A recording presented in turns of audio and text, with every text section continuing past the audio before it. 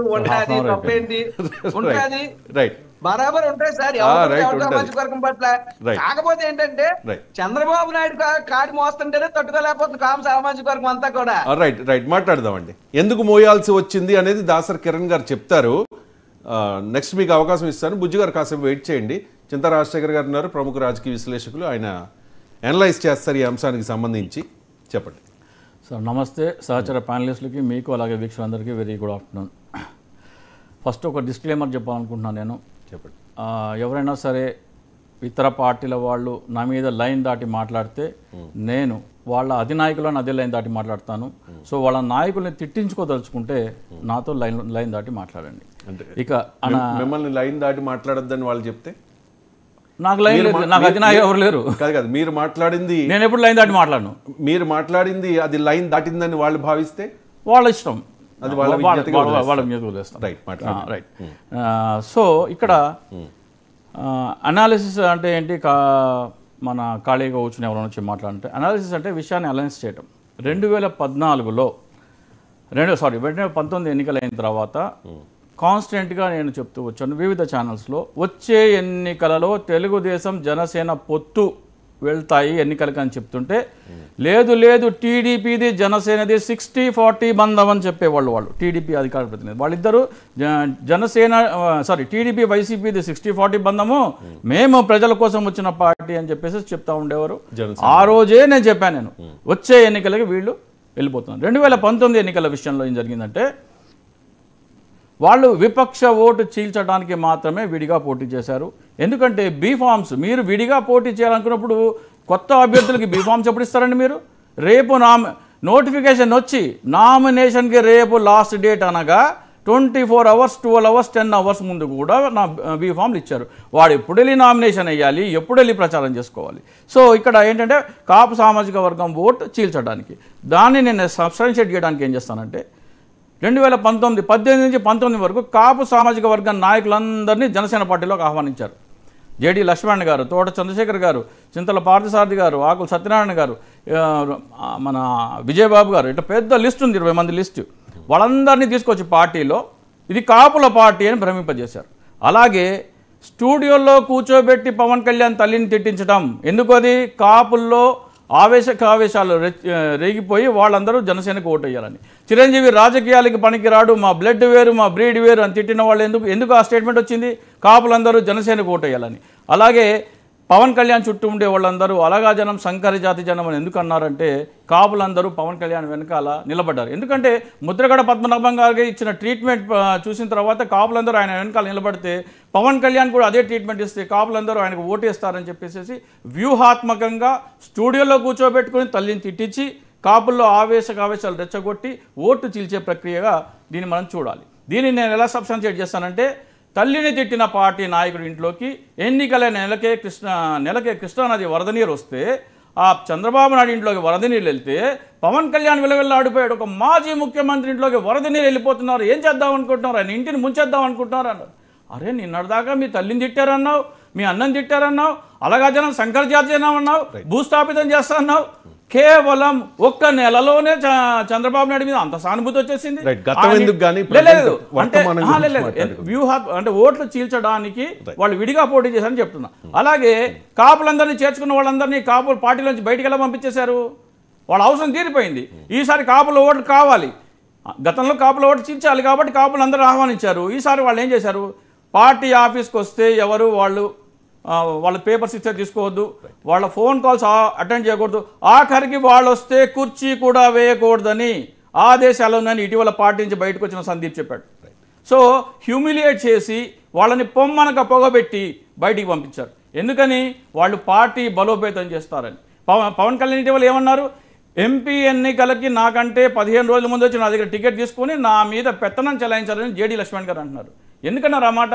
JD Laxman గారు పార్టీని బలోపేతం చేసే కార్యక్రమాలు చేస్తుంటే పార్టీని బలహీనంగా ఉంచమని ఈయనకు ఆదేశాలు చంద్రబాబు నాయుడు నుంచి 2014 నుంచి పార్టీని బలహీనంగా ఉంచే ఆదేశాలు ఉన్నాయి. కాబట్టే ఆయన పార్టీ ఆఫీస్కి ఏడాదికి 2-3 సార్లు మాత్రమే వస్తాడు. 2019 ఎన్నికలు అయిపోయిన తర్వాత ఈ రోజుకి 1711 రోజులు లెక్కేసుకోండి. 1711 డేస్లో పవన్ కళ్యాణ్ 50 రోజులు ఉన్నాడు. అతను ఒక రాజకీయ నాయకుడా? పార్టీలో చెప్తున్నాను నేను, అంత డెప్త్ గా మనం మాట్లాడుకునే సమయం లేదు, డిబేట్ కదా, నలుగురికి అవకాశం ఇవ్వాలి. 2 points. ఇప్పుడు చంద్రబాబు నాయుడు పవన్ కళ్యాణ్ ఇంటికి వెళ్ళినా, పవన్ కళ్యాణ్ చంద్రబాబు నాయుడుకి వెళ్ళినా, ఆకు ముళ్ళు మీద పడ్డా, ముళ్ళు ఆకు మీద పడ్డా కానీ చిరిగేది ఆకే. ఆకెవరు ముళ్ళెవరు? ఆకెవరు ముళ్ళెవరు ప్రజలందరూ తెలుసు. చెప్పండి. ఆకేమో పవన్ కళ్యాణ్, ముళ్ళేమో చంద్రబాబు నాయుడు. ఇది అందరికీ తెలుసు. వాళ్ళు అన్నారు కూడా ఒకప్పుడు పార్టీ. అలాగే ఇక్కడ నేను చంద్రబాబు నాయుడు కూర్చుని సీఎం ఎవరో డిసైడ్ చేసుకుంటాము అన్నారు. అంటే మీరు ఈవీఎంలలో బటన్ నొక్కేసేయండి, బటన్ నొక్కేసి వెళ్ళిపోండి, మీతో పని మళ్ళీ 5 సంవత్సరాల తర్వాత మీరు బటన్ నొక్కేసి వెళ్ళిపోయిన తర్వాత ఎవడైనా సీటు గెలుస్తారో అప్పుడు మీ ఇద్దరం కూర్చొని మాట్లాడుకుంటూ ఉంటే మీతో పని తీరిపోయిన తర్వాత మీది ఏముంది, 5 ఏళ్ళ తర్వాత కదా మీతో పని. మళ్ళీ మేమిద్దరం కూర్చొని ఎవరు సీఎంఓ డిసైడ్ చేస్తాం, ఎప్పుడు డిసైడ్ చేస్తాం, ఫలితాలు వచ్చిన తర్వాత. ఫలితాలు వచ్చిన తర్వాత కండిషన్ పెట్టారా? మరి ఎప్పుడు డిసైడ్ చేస్తారు? బిఫోర్ ఎలక్షన్స్ ఏమో. అది బిఫోర్ ఎలక్షన్స్ వెన్ సీట్. ఇప్పుడు మీరు మీ పార్టీలో మీరు తీసుకునే సీట్లు 24 to 30 మధ్యలో ఉంటాయి. అంత మీరు దాటో 2 ఎంపీ 30 లోపల ఎమ్మెల్యే సీట్లు. 30 లోపల ఎమ్మెల్యే సీట్లలో కూడా పారాచూట్ బ్యాచ్, అంటే ఆకాశం నుంచి ఊడిపడే తెలుగుదేశం నాయకులు జనసేన నుంచి టికెట్ మీద, అంటే మన కూకట్పల్లిలో అలాగే కొత్తగూడెంలో పోటీ చేసినట్టు వచ్చేవాళ్ళు వాళ్ళు ఒక 12 మంది దాకా ఉండొచ్చు. వాళ్ళు జనసేన టికెట్ మీద గెలిచిన తర్వాత చంద్రబాబు నాయుడు కోసం పనిచేస్తారా, పవన్ కళ్యాణ్ కోసం పనిచేస్తారా? సో ఇవన్నీ ఏంటంటే ఒక పార్టీ ఒక సామాజిక వర్గాన్ని ఓట్లు వేయించుకునేందుకు స్థాపించబడిన పార్టీ. ఇప్పుడు చంద్రబాబు నాయుడు ద్వారా ఒక సామాజిక వర్గాన్ని. నా క్వశ్చన్ ఏంటంటే ఇక్కడ నా క్వశ్చన్ ఏంటంటే 2009లో ప్రజారాజ్యం పార్టీ అప్పుడు చేదు అనుభవాలు, ఆ తర్వాత జనసేన పార్టీ పెట్టారు 2014లో, అప్పుడు పోటీ చేయలేదు. 2019లో పోటీ చేసి 2 చోట్ల కూడా ఓడిపోయిన పరిస్థితి. ఆ తర్వాత ఎన్నో ఇబ్బందులు అవమానాలు ఎదుర్కొన్నారు. ఇంత జరిగిన తర్వాత కూడా ఇప్పటికీ కూడా ఎవరో మోసం చేస్తూ ఉన్నారు అంటే చూస్తూ ఊరుకునేంత అమాయకుడా పవన్ కళ్యాణ్ అని అడుగుతున్నాను. పవన్ కళ్యాణ్ పార్టీ పవన్ కళ్యాణ్ది కాదు, ఫస్ట్ పార్టీ పెట్టించబడింది. కాపు సామాజిక వర్గాన్ని అవసరమైనప్పుడు తనకు అనుకూలంగా తనకు రావనుకున్నప్పుడు జనసేనకు ఓట్లు వేయించుకునేందుకు స్థాపించిన పార్టీ. నేను చూస్తున్న పవన్ కళ్యాణ్ నడవడిక, వ్యవహార శైలి, స్టేట్మెంట్లు ప్రతి ఒక్కటి నిశ్చితంగా మీకు గమనిస్తే అది పవన్ కళ్యాణ్ కేవలం జనసేన పార్టీకి అధ్యక్షుడు కాదు, బినామీ మాత్రమే. ఆయనకి కలిగే ప్రయోజనం ఏంటి దీని ద్వారా? డబ్బు ఎందుకు? డబ్బు సినిమాలో ఎన్ని చేస్తే ఎంతో 2019 నుంచి 5 సంవత్సరాలు ఎన్ని సినిమాలు చేశారు, ఎంత వచ్చి ఉంటుంది? ఒక 200-300 crores వచ్చి ఉంటుంది. ఇప్పుడు ఆయన నేను బ్రాండ్ అంబాసిడర్, పాలిటిక్స్ లో అంతకు మించిన ప్యాకేజ్ వచ్చేది, అంతకు 10 ఉంటుంది.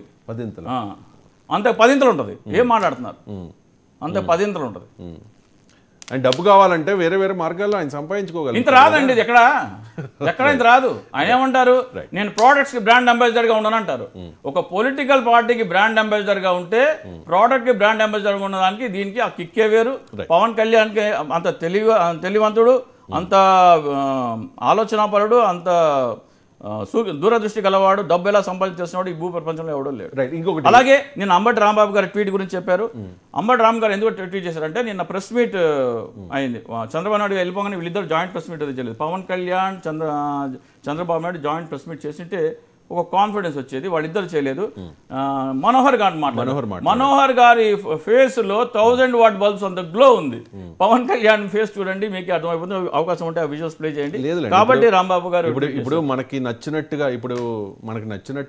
మీ ఫేస్ ఉంది. ఇప్పుడు మీ మీద నాకు అభిమానం ఉందనుకోండి, ఒక రకంగా కనిపిస్తుంది. అవును, లేకపోయింది అనుకోండి వేరే రకంగా కనిపిస్తుంది. లేదు, అనుకూలంగా జరిగితే నేను చెప్పేది కన్వీనియంట్ గా మనం మార్చుకుంటాం. లేదు, పవన్ కళ్యాణ్ ని ద్వేషించే వాళ్ళకి పవన్ కళ్యాణ్ ఫేస్ ఎప్పుడు పవన్ కళ్యాణ్ అభిమానించే వాళ్ళకి పవన్ కళ్యాణ్ ఎలా ఉన్నా నచ్చుతుంది. చర్చలు సఫలవంతమైతే గ్లో వేరుగా ఉంటది. మనోహర్ కి సఫలంగా ఉంది, పవన్ కళ్యాణ్ కి అంతగా సఫలీకృతం అయినట్లేదు. ఎందుకంటే ఆయనకు రొటీన్ అది. నాకు అర్థం కాని విషయం ఏంటంటే, మనోహరు జనసేన పార్టీనే, పవన్ కళ్యాణ్ జనసేన పార్టీని, వీళ్ళిద్దరూ కాదు. ఒకరి మొహం వెలిగిపోవడానికి ఒకరి మొహం డల్ అయిపోవడానికి కారణం ఏమై ఉంటది? అంతే కదా. ఇప్పుడు మంచి జరిగితే ఇద్దరు ఉద్యోగులు ఉంటారు, ఒక ఉద్యోగిని బాస్ మెచ్చుకొని ఇంకో ఉద్యోగిని మెచ్చుకోకపోతే మెచ్చుకునే ఉద్యోగి మొహం వెలిగిపోతా ఉంటది, వెల్ డన్ అని. రైట్, మీకు అలా అనిపించి ఉండవచ్చు, అది మీ అభిప్రాయం ఉండొచ్చు. సీక్వెన్స్ ఆఫ్ ఈవెంట్స్ జరుగుతున్న 2010 సంవత్సరాలు జరుగుతుంది చూస్తే అది కళ్ళకి కట్టినట్టు అర్థం అవుతుంది. రైట్. కిరణ్ గారు, మీకు అవకాశం ఇస్తాను, మాట్లాడే అవకాశం. ఒక్కసారి మరి ఇప్పుడు కుల